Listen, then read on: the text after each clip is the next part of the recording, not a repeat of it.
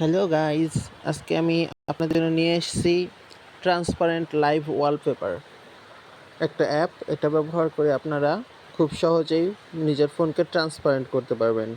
তো এটা করার জন্য আমাদের সবার আগে চলে যেতে হবে প্লে। তো চলে যাই।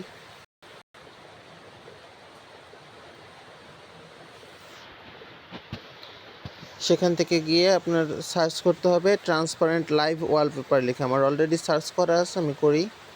তারপরে এই যে এই অ্যাপটা আপনাকে ইনস্টল করে নিতে হবে। তো আমার অলরেডি ইনস্টল করা আছে, আমি ওপেন করলাম। তারপরে এরকম একটা ইন্টারফেস আসবে, এখান থেকে আপনার ট্রান্সপারেন্টে ক্লিক করতে হবে। তারপরে apply to home and lock স্ক্রিনে ক্লিক করবেন। তারপরে কাজ হয়ে যাবে। তারপর আপনারা এখান থেকে বের হয়ে আসবেন আর দেখতে পারবেন যে আপনার স্ক্রিন ওয়ালপেপারটা পুরো ট্রান্সপারেন্ট হয়ে গেছে, ফোনের এপার ওপার দেখা যাবে।